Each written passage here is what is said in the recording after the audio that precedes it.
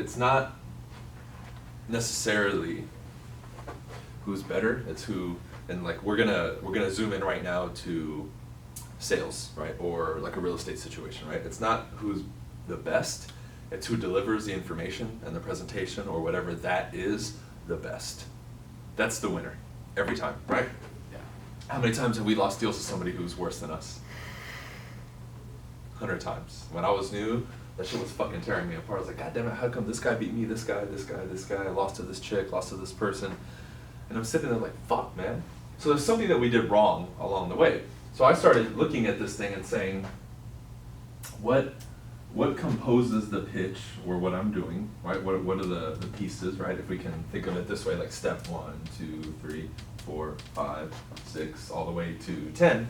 And what can I do now to ensure that in the opening portion of the call or the door knock, I'm better than everybody else, right? When I ask them questions, I ask them better than anybody else. I ask questions no one else asks. My tone of voice is the best, right? When I go to the presentation, I pre-qualify right. I shake their hand right? I walk up to the house correctly. I do everything right. And I started looking, and then once you start putting, what do they call that? The magnifying glass on different aspects of it, you start figuring out where you're good and where you're not good. And then you have to like make an adjustment. So with me, it was, the call was great. The presentation was top notch, but my pre-qualifying was a little bit off, and then my follow-up was a little bit off. So I said, okay, if these two are great, that's awesome, but I'm gonna severely fuck up if I don't fix these things. I don't know if you heard it, Anthony, when I was telling him, I don't know if you remember this, Kevin, when I was saying, you could be doing a lot of shit right, but one thing wrong will drag you down in every other fucking category, right? But Yeah. if you're doing really well in one, it doesn't necessarily make the other ones better. That's the shitty part, right? And that's that in practice here. You can do a lot of shit right, but if you have one misstep, especially in the sales process, the whole thing can crumble, or you get results, but you get 1/10 or 1/5 of the results that you would normally get. Like you'll get a ton of leads, but then you won't get appointments. Or you'll get leads and appointments, but you won't get the deal, right? Or you won't get any leads. You'll get phone numbers or whatever, but then you never get any fucking leads, right? It's weird. Unless you get that home run, like, yeah, I'm ready to sell, I'm ready to buy, help me. And then those are like the 1, 2, or 3 deals you get a year, right? Yeah.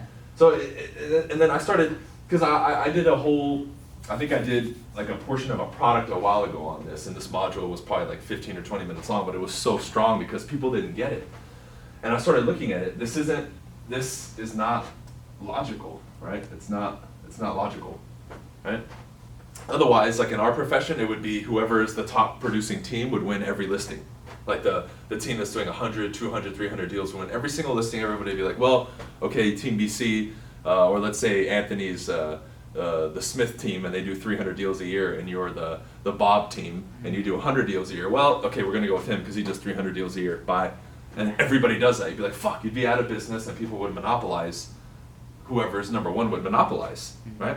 But why is it that we can come in, or you guys can come in and go up against a heavy hitter, right? I don't know if you went up against anybody with Frank, or when you're talking to these buyers, you might be talking to 2 or 3 people. Why is it that a certain person will win, right? Or not? So I started looking at that and saying, there's, just like this, there's certain little things I can do to allow me to stand out and then get the deal. Let's zoom in and figure that shit out. So with the buyer, right, who's gonna deliver the information better?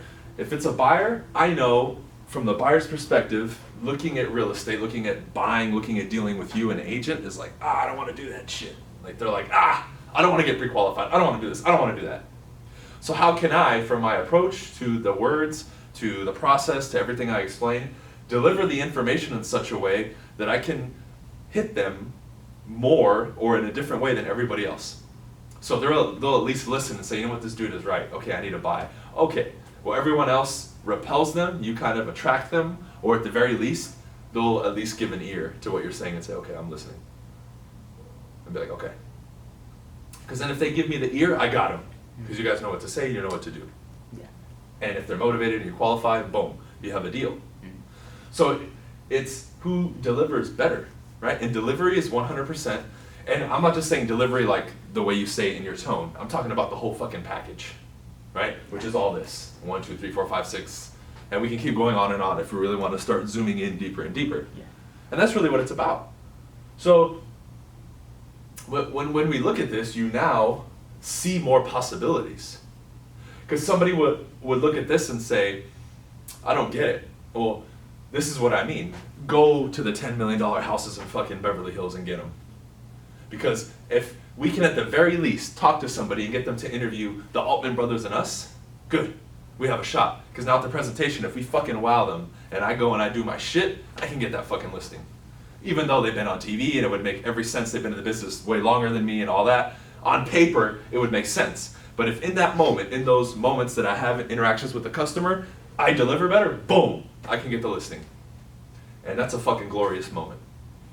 So by knowing this, it's not just, okay, I get it. It's now you're gonna move differently. Like when you go to pick up the phone or go door to door, or you're thinking of what you can do next or what the possibility is, this opens everything. It goes from the possibilities being inside that basket to this fucking building. And you're like, oh, okay, I would have never have thought of to do blank if I didn't know this. Yeah. Because most people will think, oh, I'm new, oh, I don't have experience doing the luxury, da da da. I can't do this. So the idea to call or go visit places there and talk to business owners or whatever it is won't even come in their head. Yeah.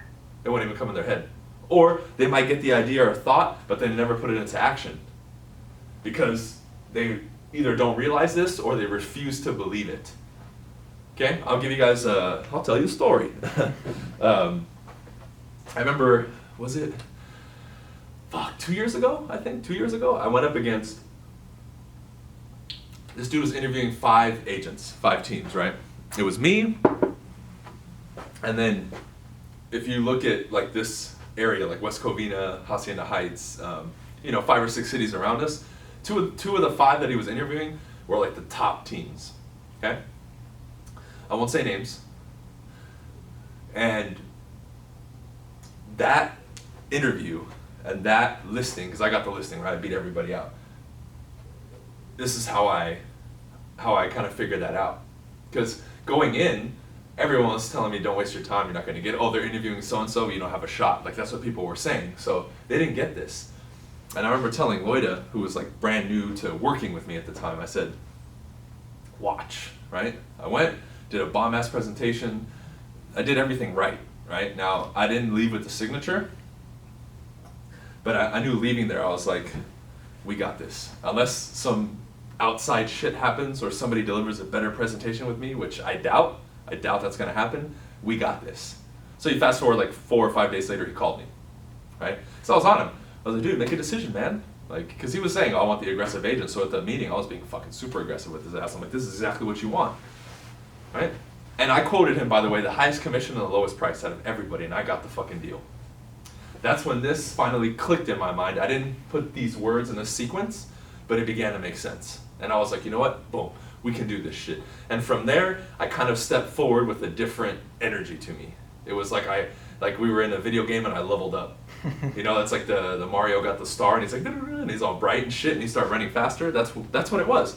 Because then from there, I noticed that I was a little bit more aggressive with lead follow-up. I was a little bit more intense with door knocking and calling. When I would be in a conversation with somebody and it felt like it was dying or normally a place where I would kind of end it, I pushed a little bit more to see if I could dig a little bit deeper, and it forced me to keep going and going and going.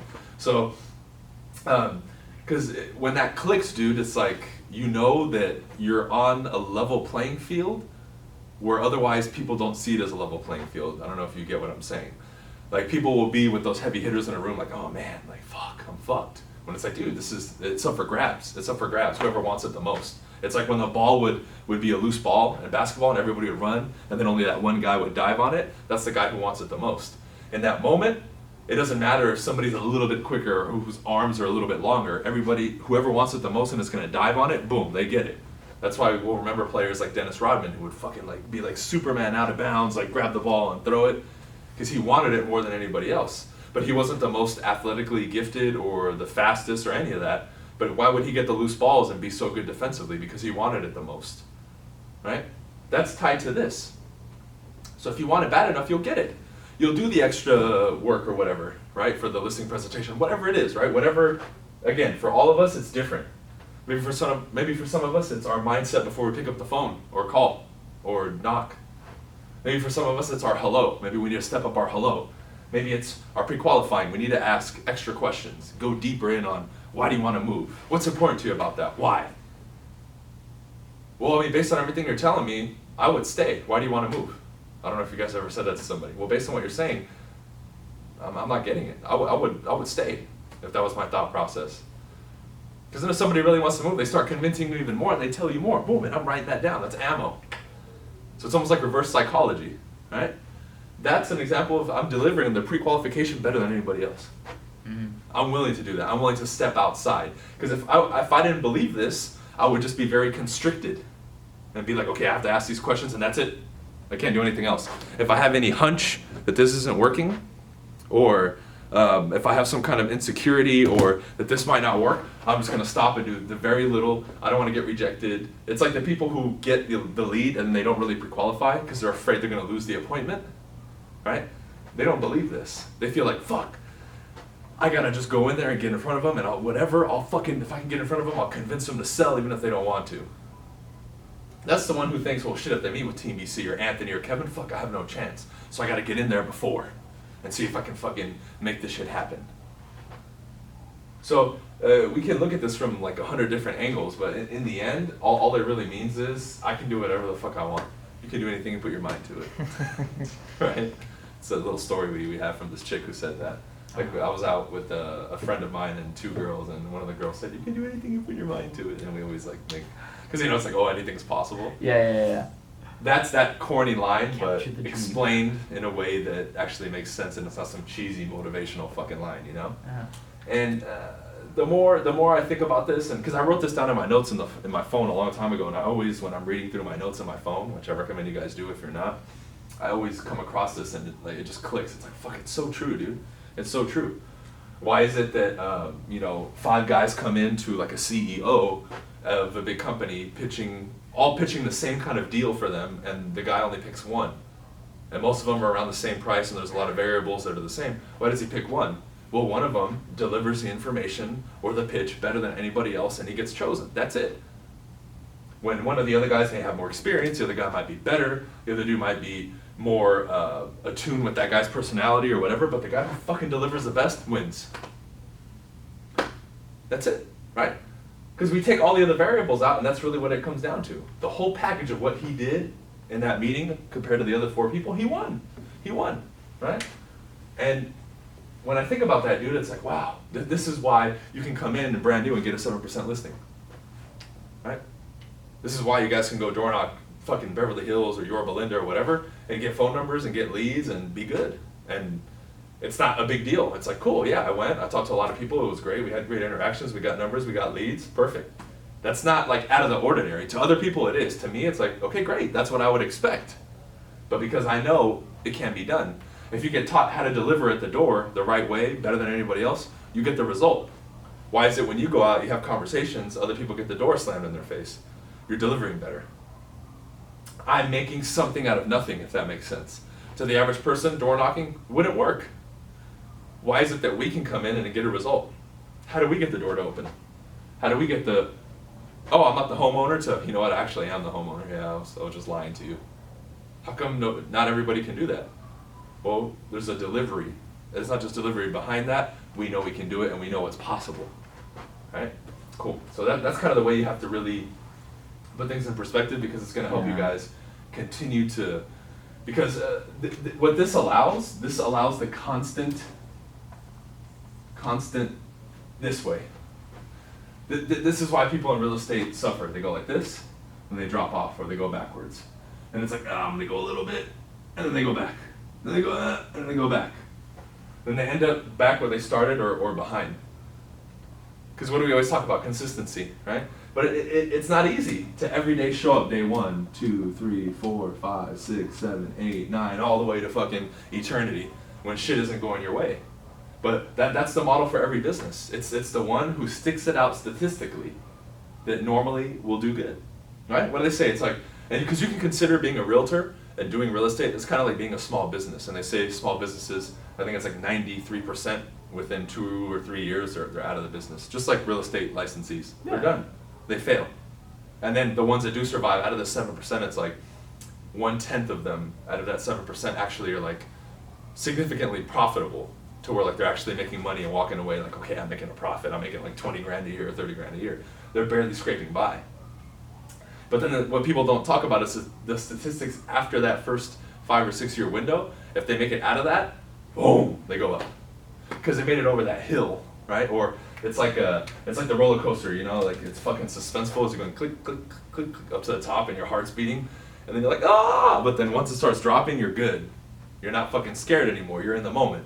That's kind of what this is like, right? And that's the only thing that kept me going, was I knew, hey, I can struggle, I can fucking do whatever, but if I just keep fucking going at this shit, learning, studying, getting better, rolling with the punches, like eventually, I'm gonna figure this shit out. Yeah. Like it's not gonna be some fucking thing where 10 years from now I'm in the same position, living in a shithole apartment with a shitty car, like fuck man, I can't figure this shit out. Like I knew, and I truly believe like, okay, I'm gonna get the GTR, I'm gonna get the Subaru, the Supra, or whatever the fuck it is, my new house and this and that. It's just a matter of, at the very minimum, I need to show up with a clear mind, and I need to stick to my schedule every day, right? And we'll talk about this a little bit at the end, just so you guys can understand what I mean when I say schedule and sticking to it. That way you can make sure that everything revolves around it and not the other way around. Because like what you said, where you would show Frank in the morning, you're revolving around him now. He's not revolving around you, and you need to always be in control. Cool? Yeah.